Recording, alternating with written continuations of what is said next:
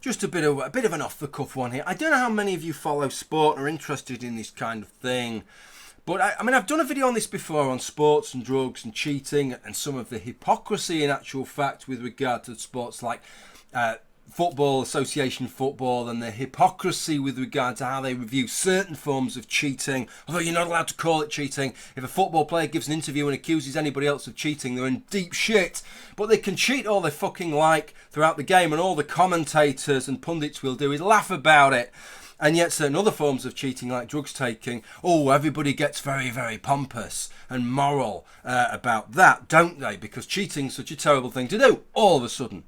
But we've got this other business here now of this kind of equivalency, which I think is absolutely beyond absurd, which is this idea that these TUEs, these therapeutic use exemptions, are in some ways some kind of equivalence between that and that this is a form of cheating in the same kind of way as what the Russians have been accused of doing, which led them to being banned in some instances from the Olympic Games. Personally, I think they should have been banned from the entire Olympic Games, because you either buy the report that was made or you don't buy the report that was made. And if you buy the report that was made, if you don't buy it, you don't ban any of them. If you buy it, then the cheating that took place by the Russians was state-sponsored cheating.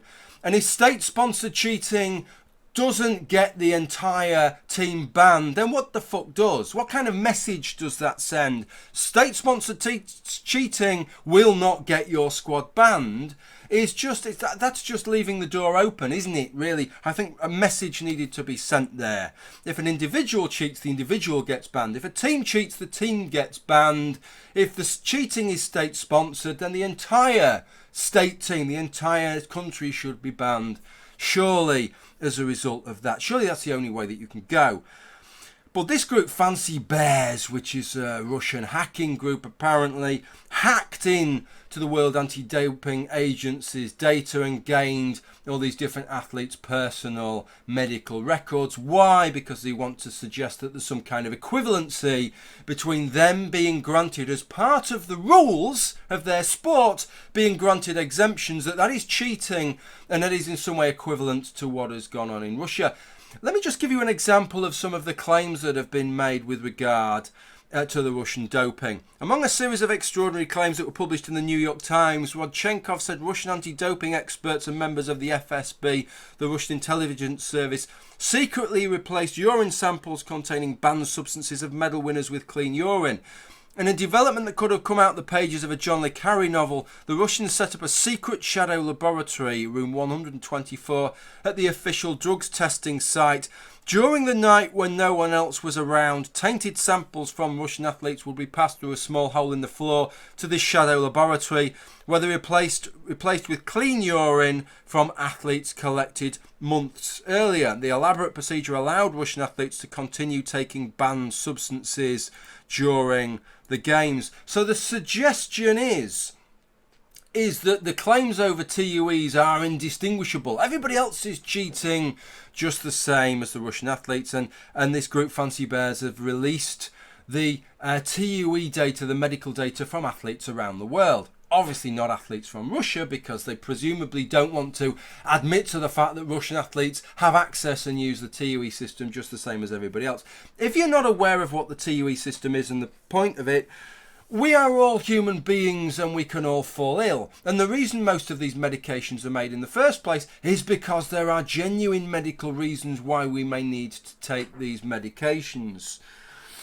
And it would be a bit of a problem if just because you're a competitive athlete, you weren't allowed to, the advances in medical science that's open to the rest of us were denied to you. It's just, I've got this condition. Well, it's just hard shit. You're just going to have to fucking keel over, clutching your chest as a result of it. It's not really a practical way of carrying on. If an athlete has legitimate reasons to take a medication, then I think it would be unethical. It might not even be legal for the World Anti-Doping Agency to deny them the ability to take medication that they need for legitimate medical reasons. But there is a problem in that some of those medications can be performance enhancing. They not only could take somebody who is ill back to where they would be if they were not ill, but they can take somebody who is not ill, or even somebody who is ill, above and beyond that point and enhance their performance over where they would otherwise be and over other athletes. Or they can mask other medications or other drugs which could performance enhance. So there's a bit of a problem here. So you need some kind of a system. If you didn't have the TUE system, then either you would have to take a very hardline approach and say to athletes, well, you can't take these drugs at all. If you're ill, it's just hard shit. If you drop dead and keel over on the floor, that's just hard shit. Or you're just going to have to abandon your career or whatever, which seems somewhat impractical and might not even be legal. Or what would probably much more likely to happen is that the World Anti-Drugs Agency would find they had their hands tied, and drugs that they'd really like to add to their list of prescribed substances that athletes are tested for and can't usually take, they wouldn't be able to add. So their job in policing and stopping performance enhancing drugs would be severely limited without this system. So this is the system such as it is, which is that if an athlete has a complaint, a medical complaint, then they can go to their medical team or to a doctor, and if the doctor is satisfied that they have that complaint, they can prescribe them a medication. They prescribe them the medication and they make out the TUE application.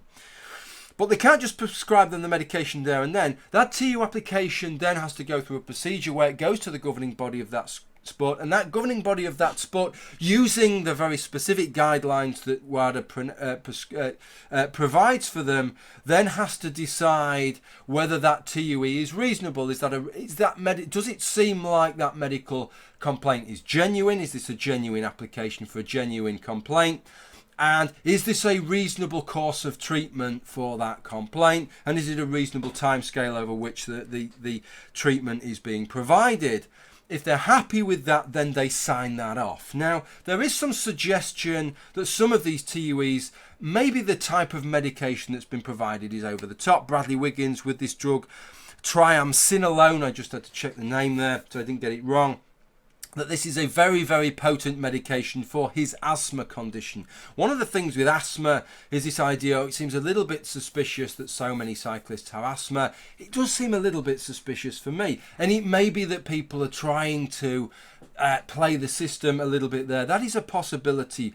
But there was a very interesting article on, it's either Cycling Weekly or Cycling News, where they spoke to an expert in respiratory complaints, and he said actually about 10% of the population have asthma, about 40% of professional cyclists have asthma, and that's probably not strange figures. It might seem strange on the face of it, but if you took the normal population and had them in the height of summer cycling out in the open, passing through the air at 20-25 miles an hour for 4, 5 and 6 hours a day, you would find considerably more than 10% of the population would develop asthmatic symptoms. And so that it isn't that unusual that more scientists develop asthma symptoms than of the normal population.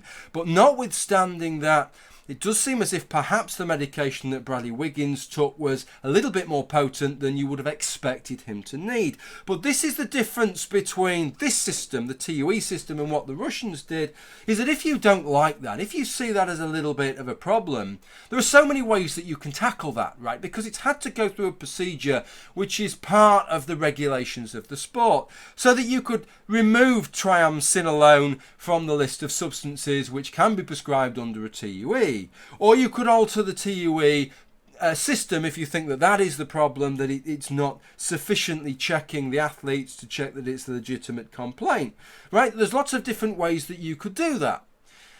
But what the Russians did, what they did is not within the framework of rules to begin with. So you can add as many fucking rules on top of it as you like. You can't ban something again that's already banned. You can't say this, you can't say drilling holes in walls and fucking taking the samples is now going to be against the rules, because that was against the fucking rules to begin with.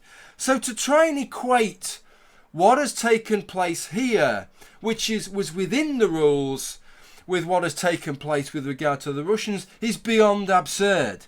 It is absolutely beyond absurd to try and equate the two. It is clear in any sport, and I draw the analogy, I've drawn it before, that there is a lot of motivation with regard to sport, that people will, however the rules are functioned, people will try and work within those rules to the best of their advantage.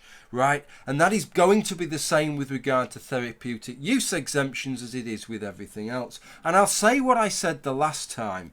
If one person does something which looks against the spirit of the rules but is within the rules, then maybe that person is at error. If everybody is doing it, if it is widespread, such as what happens in association football with regard to some of the rules, then the problem lies within the rules themselves. It may well be with regard to some of these TUEs that some of the rules and some of the specific drugs and the ways in which TUEs are sanctioned in an open-ended manner needs to be relooked at. But that doesn't mean that anything that has gone on classifies as cheating. And with regard to the likes of somebody like Bradley Wiggins, it only really becomes cheating if he didn't really have that medical complaint to begin with, if he didn't have asthma to begin with. Although I did see him puffing on an inhaler at the Olympics only a few weeks back, so I don't know. I think he probably does have asthma there. That's kind of where I stand with this. I think the TUE system maybe does need to be looked into, but the idea that this is some kind of cheating that is going on and that all these athletes around the world is just as bad as what was going on by the Russians is absolute fucking bullshit.